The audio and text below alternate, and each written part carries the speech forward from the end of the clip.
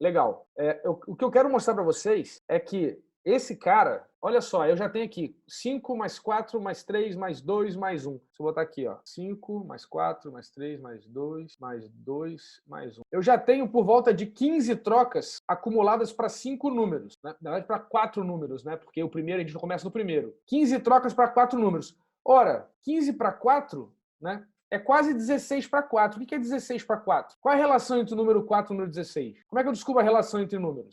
4, 16, a raiz quadrada de 4.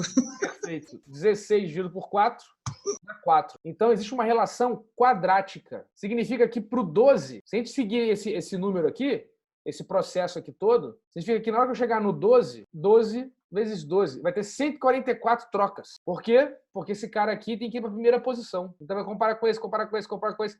Então, ele acumula, todos vão ter troca de todos. Então, veja que para n elementos, eu tenho n ao quadrado troca. Aí, quando se a gente trouxer isso para uma planilhinha qualquer, vou jogar aqui uma planilhinha qualquer, eu tenho aqui quantidade elementos. Se eu tiver uma formuleta aqui, que é esse cara aqui vezes esse cara aqui, certo? Se eu botar 2, essa é a relação, olha que coisa incrível. Essa é a relação, a quantidade de elementos na minha sequência e a quantidade de trocas necessárias quando a ordem estiver totalmente invertida. Isso é muito caro, porque isso cresce exponencialmente. O que significa que quanto mais números na minha sequência, quanto mais elementos na minha sequência, mais caro vai ser esse processo. Porque o trabalho do computador, ele é sempre o quadrado da quantidade de elementos que eu tenho que trabalhar. Imagina, isso é tipo ter filho. Quando o filho vai lá no quarto dos brinquedos e pega todos os brinquedos, cada vez que o seu filho sai para brincar, ele bagunça o quarto inteiro. Então, quer dizer, o trabalho é sempre exponencial em relação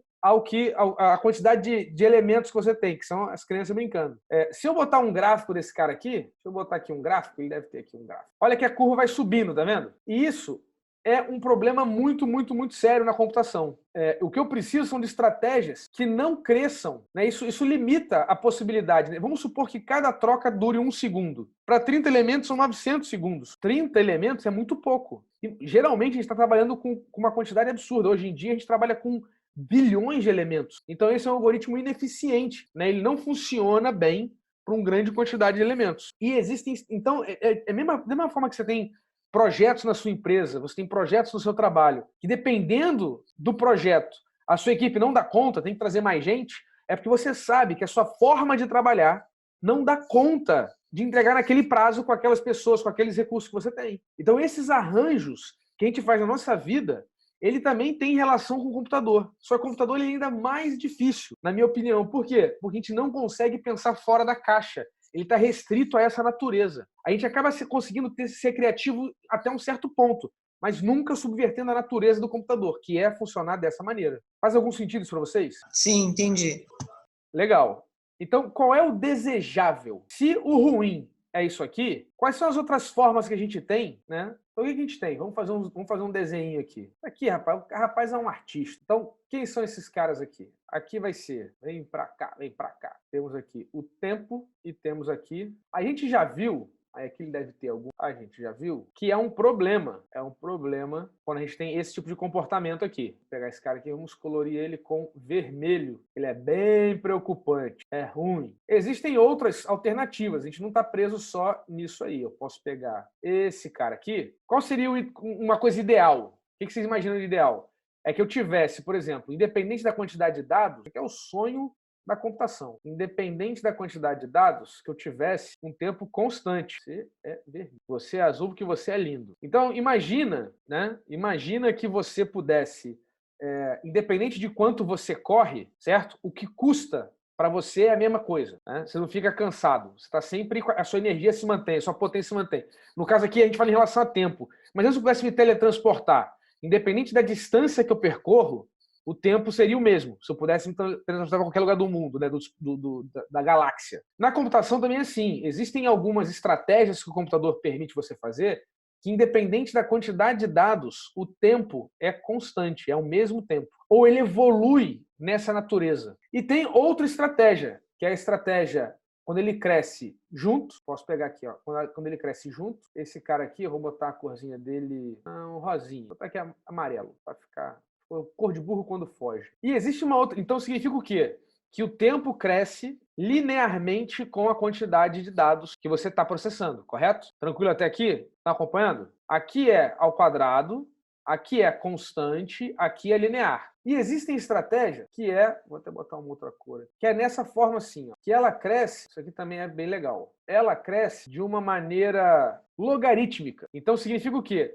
Que o tempo ele não cresce tanto conforme o volume de dados vai aumentando. Então, essa diferença toda aqui de comportamento são as naturezas das estratégias do computador, tem tudo a ver com a nossa vida. Só que a gente tem que ficar sensível para a nossa quantidade de trocas que a gente faz. A gente tem que ficar sensível para o trabalho que a gente tem. E provavelmente vocês têm na vida de vocês, no dia a dia de vocês, várias coisas que vocês notam que dá muito retrabalho. Vocês têm alguma coisa assim que dá muito retrabalho? Toda hora você tem que fazer de novo, toda hora você tem que fazer de novo, toda hora você tem que fazer de novo? Dá um exemplo aí. Limpar a casa. Limpar a casa. Maravilha. Limpar a casa, toda hora você tem que fazer de novo. E dá muito trabalho? Sempre dá muito trabalho. Mesmo quando não tem sujeira.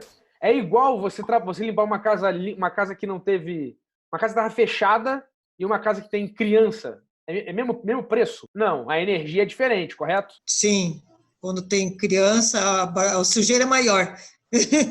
A sujeira é maior, a bagunça é maior. A Evelyn está dizendo que quase não tem retrabalho na vida profissional dela. Mas tem repetição, Evelyn? Você fica tentando buscar um jeito de diminuir o seu esforço. Perfeito, perfeito. Por exemplo, limpar a casa. Aqui em casa, a gente deixa o sapato na porta, do lado de fora, sacou? Por que isso? Porque eu sei que é inevitável, eu sei que é absolutamente inevitável você ter que limpar a casa. Por quê? Porque a vida, gente, isso é muito importante, a vida, ela gera entropia. Estar vivo gera entropia. Então, a casa, por ela existir, o vento bate, a sujeira vem, as formigas andam, cai um trocinho ali, cai um trocinho aqui. Isso é da vida, a entropia é uma coisa da vida. Então eu tenho sempre que atuar para criar sistemas que consigam conter a entropia.